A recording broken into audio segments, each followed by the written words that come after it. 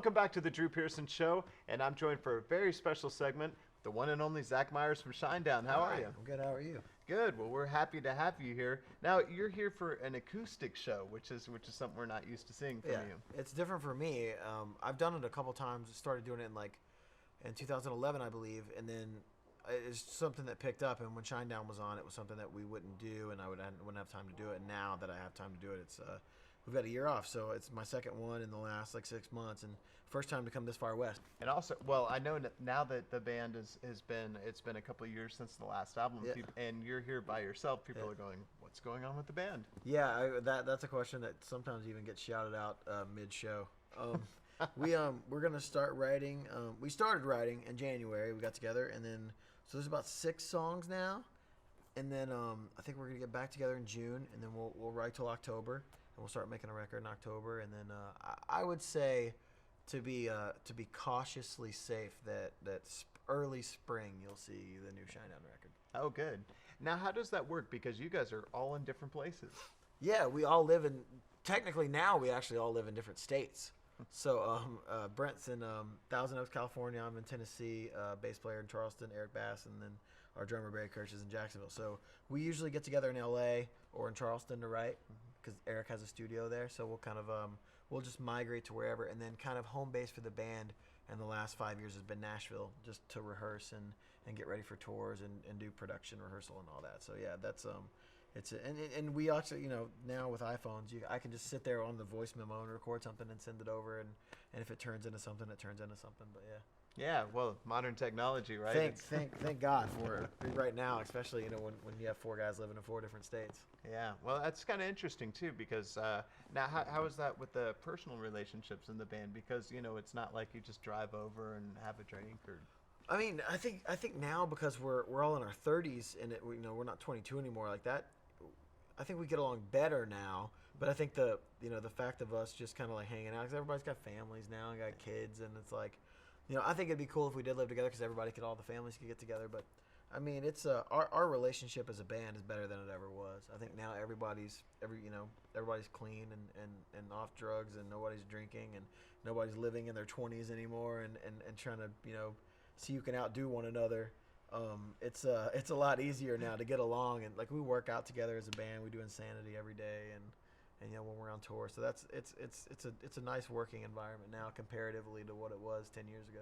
Yeah, no kidding. Well, it sounds like you had some fun, some great stories that probably can't be shared. I've actually never done a drug in my life, and don't drink, but I was definitely around when Brent was going through his addictions, which he's very vocally expressed, and other members of the band, and but I was the one that had to watch it and babysit and go, hey, are you alive still? Hopefully, and so it's a lot safer place now, and everybody's happy, and I think everybody being in their 30s is definitely a new thing.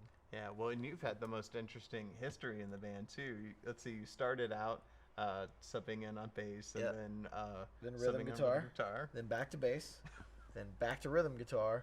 Now the only guitar player, and I think I played triangle and flute are in there somewhere at some point. I think I played everything but drums in this band. But yeah, it's been crazy. Like, but the best part is now is that like we before Sound of Madness we have all these new fans, post Sound of Madness that don't know that there were 2 records before Sound of Madness, and that's good for people like me and Eric who came into the band later. Next year will be 10 years for me. Wow. And Eric's been in the band since '08 now, so it's been a long time for everybody, and it just runs as a well-oiled machine now. And I think getting to where we were, I think where we are now, it took me going, leapfrogging to everything. I think I was probably tour manager at some point. Well, now, and there's got to be a good confidence too to the band having sold 6 million albums now. Yeah, I think the fact that we're still relevant as a rock band is, when you think about it, there's bands that came out when we came out. There's only a couple still around. Seether, Nickelback, Three Doors Down. These bands that still have relevance, and as rock now, as rock seems like what's around is a dying breed. You still have your Aerosmith, you still have your Motley Crue, you still have your Fleetwood Mac, and we're lucky enough to be able to go in and play amphitheaters and arenas and like that's something I wake up and thank God for every day. Just the fact that we're still around and people still want to listen to our band, and the fact that, you know, in a industry of sales just dwindling. When Amaryllis came out, it sold 110,000 records the first week, which is the most we'd ever had. Even in the past, when record sales were better, you know, it obviously it shined a glimmer of hope for rock and for us, and you know, it was very nice to see, and it made us all very happy. Good. Well, that's great. And you have other interests too. You have a management company as well, right? I do in a way. I managed a band from Memphis called Sore Eyes, which are now called Empire City, and they have a new record coming out, which is incredible. But it was something that I think it was my willingness to want to help people got a little extroverted by the fact that I'm so busy and I can't do that. Yeah. You know, like I would love to do it, and now I don't do it anymore, but I definitely, it's something now I'm just like, if somebody needs help or if they need me to call somebody from a radio station and ask them to play a song, like I'll do that. But it was so time consuming to do, and Shinedown is a full-time job all the time, you know, and the fans, and we're very in touch with our fans, and that's something that's very special to us. So trying to do anything outside of it at this point is just like, other than your family life, is almost an impossibility. Yeah, well, so why the acoustic tour then? Because I know that you don't have that much time, but also, you know, just do you just get restless and just need to? You said it. I just bought a new house, and I was like moving stuff around. And I built a shoe closet in it, and so after that, like that was like my main project. Like I'm gonna build a sneaker closet in my new house. I'm a huge sneaker collector. Yeah. And when that was done, I was just like, all right, you know, like we have a year off and we're not writing yet. So I just wanted to go out and do this one more time. And I'm glad we got to come to Texas because like Dallas, Houston, have all been places that have been so great to Shinedown. And so like, now that I get to come here and do this and see what the crowd experience is like, is very cool. And it's such a different show than normal, you know, for me with Shinedown. It's a set list. You know, you go on stage and because there's pyro and there's video and there's people moving and there's things that move around you, and you have to kind of keep it the same way because you can't, you know, I would love to go in every night with Shinedown and do a Black Crowes type set list where I say, hey, this is the set list. None of the songs that we played last night are on the one tonight, but we can't do that with all this stuff going on. So this set list it's not a set list. We write down songs like, hey, what'd you hear on the radio today that you might want to play? Okay, well, I heard this old country song that I grew up with. All right, well, we're going to play that, and I have no idea what else we're going to play. And that's the point of it. So it's very freeing. It's almost like a improvisational, you know, comedy show in a way. Well, yeah, because you get random requests from the audience. Yeah, which you know, we get requests all the time. Even we still play despite them. But no, people shout out crazy stuff all the time, and it's fun to just kind of like, I'll guess it if I can. But yeah, now I've got to ask because you did bring it up because of the sneakers. Oh, yeah. I know I've heard that you have a couple hundred pair. Yeah, that's probably close to 300 now, but everything's doubled, so like 150 probably. Yeah, like everything I have doubles of. Right. So yeah, I got into it when I was a kid. Huge Michael Jordan fan, huge Bo Jackson fan. Loved shoes, loved Converse when I was a kid, and I got out of it when I joined bands, and then probably about 5 years ago, this culture of it started really coming back, and I started really getting more into it, and now I love it again. I'm completely addicted, and I got a lot of friends over at Nike who helped me out, thankfully, and a lot of other people as well that, you know, and now like on Instagram, it's like it's such a thing. I mean, there's guys that literally they're not famous for doing anything else, and they have 500,000 followers because they're sneakerheads. Like that's insane. Like, you know, and it's such a big world, and the fact that people recognize me in that world is super cool for me. It's like a whole nother outlet for people to and then people have discovered my band from me being a sneakerhead, which is unheard of. Yeah, that's crazy. So, you know, people come to see your band because you like shoes. You're like, all right. I'll take it. I'll take it any way I get it.